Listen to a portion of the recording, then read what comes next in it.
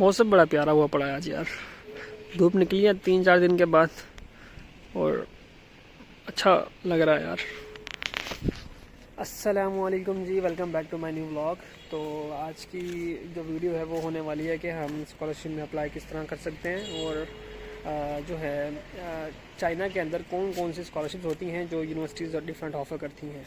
ठीक है, तो आज का जो मौसम की अगर बात करें तो मौसम बड़ा प्यारा हुआ पड़ा यार, बड़ा बेहतरीन मौसम हुआ पड़ा है। बाकी है कि इसके बैक साइड पे एक हट बना हुआ है, वहाँ बैठ के ना फिर आपको बताता हूँ मैं कि किस तरह से कौन कौन सी स्कॉलरशिप्स होती हैं, सारी डिटेल मैं आपको यहाँ बैठ के देता हूँ। जो आज की हमारी वीडियो है तो इस वीडियो में मैं बताऊँगा कि आपको चाइना में कौन कौन सी स्कॉलरशिप्स होती हैं और कौन कौन सी यूनिवर्सिटी किस तरह से ऑफ़र करती हैं स्कॉलरशिप। हमें कैसे पता चलता है कि कौन यूनिवर्सिटी कौन सी स्कॉलरशिप हमें ऑफ़र कर रही है। ठीक है, दूसरी मोस्ट इम्पोर्टेंट चीज़ यही बताऊंगा कि चाइना के अंदर जितनी भी स्कॉलरशिप्स हैं उनमें अप्लाई करने के लिए सबसे पहला स्टेप क्या होता है, वो ये सारी बातें मैं आज की इस वीडियो में आपको बताऊंगा।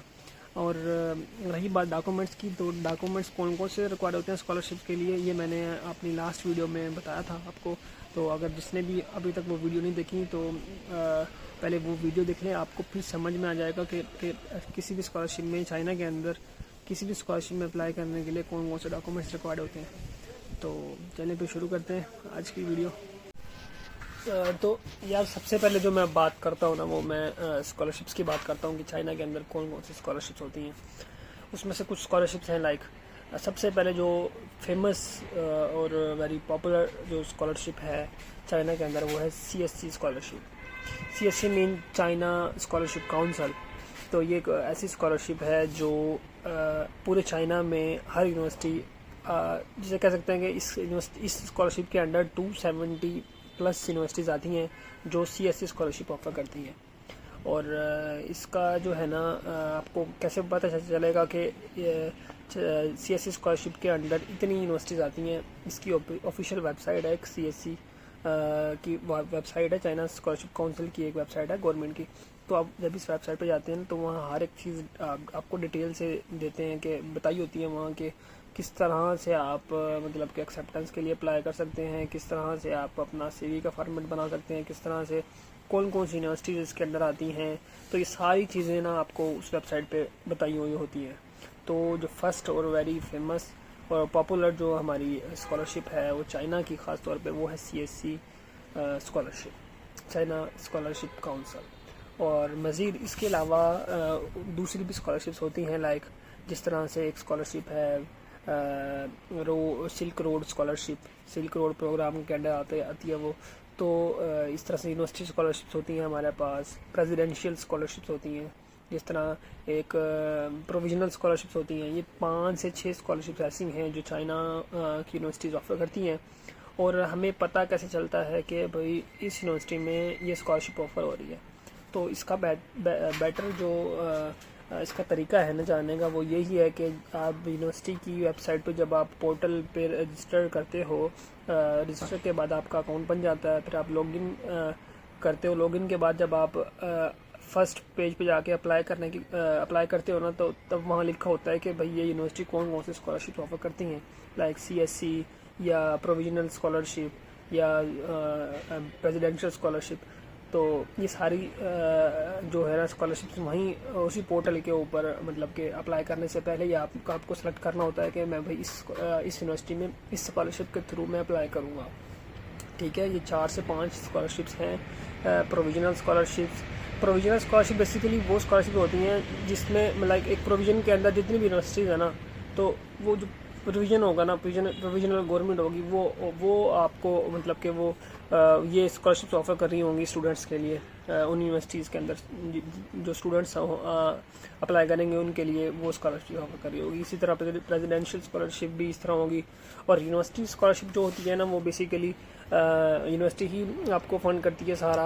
और लेकिन कहते हैं कि CSC की स्कॉलरशिप और यूनिवर्सिटी की स्कॉलरशिप में जस्ट थोड़ा सा डिफरेंस होता है स्टाइपेंड का, क्योंकि CSC का जो स्कॉलरशिप है वो बैचलर्स के लिए 2500 RMB आपका स्टाइपेंड होता है और मास्टर्स के लिए 3000 आपका RMB जो है ना स्टाइपेंड होता है।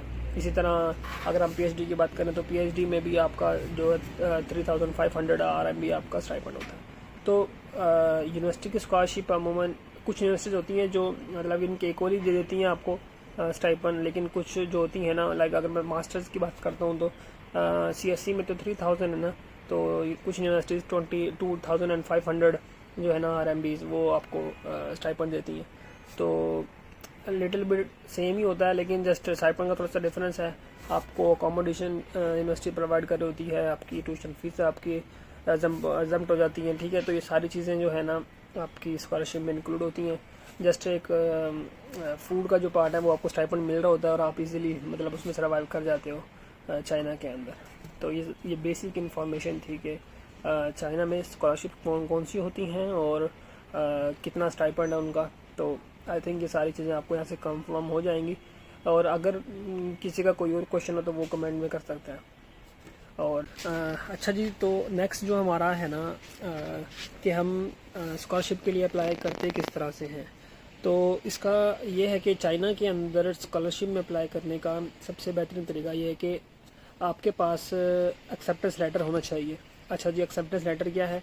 एक्सेप्टेंस लेटर मीन के चाइना में ये ही एक वैलिड तरीका है कि आप चाइना की यूनिवर्सिटीज़ के प्रोफेसर को आप ईमेल करते हो, लाइक जो भी आपकी फील्ड है, ठीक है। अगर आपकी आप फूड टेक्नोलॉजिस्ट हैं, आप इन्वायरमेंटल साइंस के कोई हैं, आपका मेजर है, या बायोलॉजी है, आपका कोई भी मेजर हो आपका, ठीक है। तो आप क्या करोगे, आप यूनिवर्सिटीज़ टारगेट करोगे जिसमें आपका वो मेजर होता है, और वहाँ के प्रोफेसर्स को टारगेट करोगे कि भाई ये प्रोफेसर्स हैं, ये इनका इंटरेस्ट है, ठीक है। ये उसकी प्रोफाइल पढ़ के सारा आप देखते हो कि यार ये इस चीज़ पे काम कर रही हैं, ये इस चीज़ पे काम कर रहे हैं। तो आप क्या करते हो कि आप अपनी एक अच्छी सी CV बनाते हो, ठीक है, और वो CV बना के आप प्रोफेसर्स को एक्सेप्टेंस के लिए मेल करते हो, ठीक है। तो ये सारा प्रोसीजर जो हमने करना है वो स्कॉलरशिप में अप्लाई करने के लिए करना है ना। तो उसकी सबसे फर्स्ट रिक्वायरमेंट यही है कि आपके पास एक्सेप्टेंस लेटर होना बहुत ज़रूरी होता है। तो आप अपनी मुतलका जो अपनी यूनिवर्सिटीज़ हैं उसको टारगेट करो, वहाँ के प्रोफेसर्स को मतलब कि देखेंगे आप किस चीज़ में इंटरेस्ट हो, आपका कोई प्रोफेसर किस चीज़ पे काम कर रहा है, ठीक है। तो आप उसको आप ईमेल करें एक्सेप्टेंस के लिए, ठीक है। अगर आपको एक्सेप्टेंस लेटर मिल जाता है प्रोफेसर से तो डेट मीन कि आपका 80 से 90% आपकी जो है ना वो स्कॉलरशिप कंफर्म हो जाती है, ठीक है। तो ये सारा ये फर्स्ट स्टेप है, बेसिक स्टेप है कि आपके पास एक्सेप्टेंस होना ज़रूरी है, ठीक है। तो मैं जो अगर मेरी बात करें तो मैं यही कहूँगा कि ना होने से होना बेहतर है, ठीक है। अगर एक्सेप्टेंस लेटर नहीं भी होता तो आपने अप्लाई फिर भी करना है, ठीक है। आपने ये नहीं सोचना कि यार एक्सेप्टेंस लेटर तो मेरे पास नहीं है तो मैं अप्लाई कैसे करूँ, यार अप्लाई करने का फ़ायदा नहीं है, ठीक है। तो ये है कि अप्लाई करें, अप्लाई लाजमन करें। अगर एक्सेप्टेंस लेटर नहीं भी मिलता लेकिन कोशिश करें कि यार आपको एटलीस्ट एक्सेप्टेंस लेटर तो मिले, ताकि आपके चांसेस बढ़ जाएंगे। अगर आपके पास एक्सेप्टेंस लेटर होगा ना तो आपके चांसेस बढ़ जाएंगे स्कॉलरशिप गेन करने के लिए, ठीक है। ये है फर्स्ट स्टेप, ठीक है जी। आज के लिए सिर्फ इतना ही। आई थिंक कि आप सब लोगों को समझ आ गया होगा कि कौन सी स्कॉलरशिप्स होती हैं, और डॉक्यूमेंट्स में लास्ट टाइम मैंने बताया था, लास्ट वीडियो में बताया था कि डॉक्यूमेंट कौन से रिकॉर्ड होते हैं। और आज जो है ना मैंने आपको बताया कि स्कॉलरशिप में अप्लाई करने का फर्स्ट स्टेप क्या है। तो अगर किसी का भी कोई क्वेश्चन हो तो वो काइंडली कमेंट में कर सकता है, और अगर कोई सजेशन हो तो वो भी प्लीज़, क्योंकि आहिस्ता आहिस्ता स्टार्ट कर रहा हूँ तो चीज़ें आहिस्ता आहिस्ता ठीक होंगी इंशाल्लाह। बाकी है कि आप लोगों का साथ चाहिए, उसके लिए आपको सब्सक्राइब करना होगा। और तो आज के लिए सिर्फ इतना ही। नेक्स्ट वीडियो के लिए अल्लाह हाफिज़, टेक केयर, अल्लाह हाफिज़।